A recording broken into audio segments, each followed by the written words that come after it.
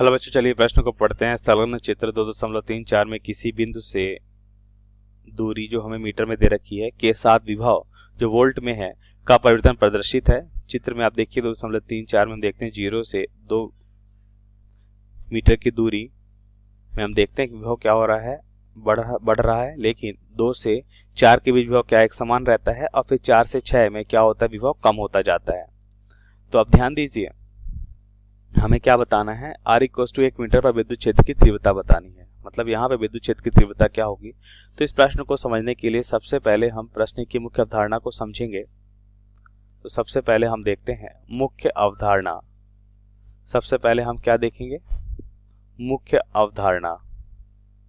मुख्य अवधारणा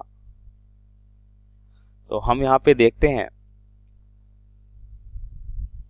विद्युत क्षेत्र, विभव और दूरी में संबंध को समझ लेते हैं।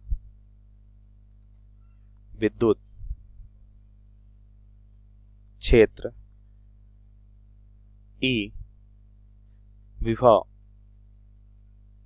भी तथा दूरी के मध्य संबंध तथा दूरी R में संबंध को समझ लेते हैं।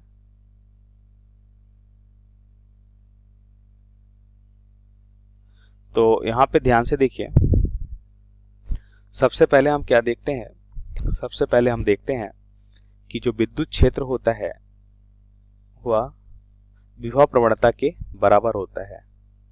मतलब एकांक दूरी में जो परिवर्तन हो रहा है वह क्या कहलाता है, विद्युत क्षेत्र कहलाता है। इसे हम ऐसे भी लिख सकते हैं delta V by delta R। तो ये हो जाएगा विद्युत क्षेत्र और विभव में संबंध क्या हो जाएगा।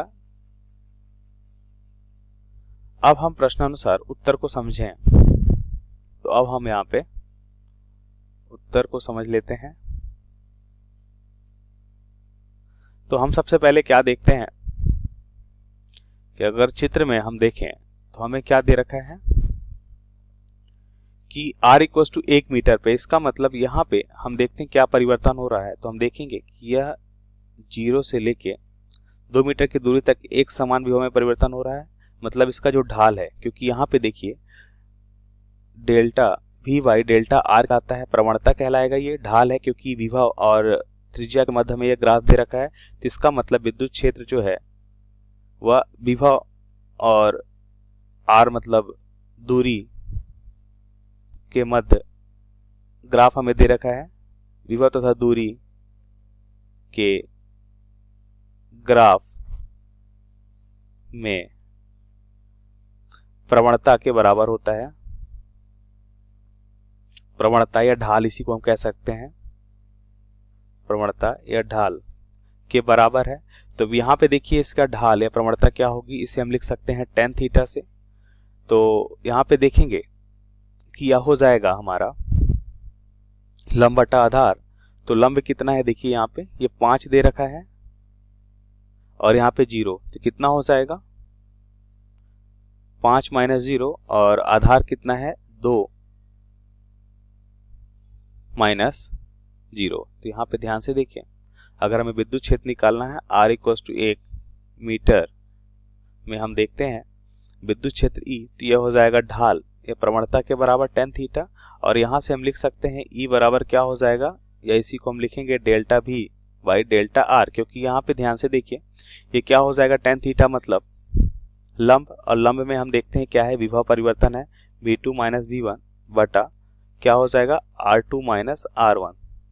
तो विद्युत क्षेत्र E बराबर यहाँ से हम क्या लिखेंगे V2 5 - 0 बटा क्या हो जाएगा R2 में हम देखते हैं 2 माइनस। अब देखिए इसको हम यहाँ से भी लिख सकते हैं, इन दोनों के बीच लगा दें 0 और 1 के बीच, या फिर हम लगाते हैं 0 और 2 मीटर की दूरी पर भी लगा सकते हैं, क्योंकि हम देख रहे हैं ढाल जो है सभी जगह समान है।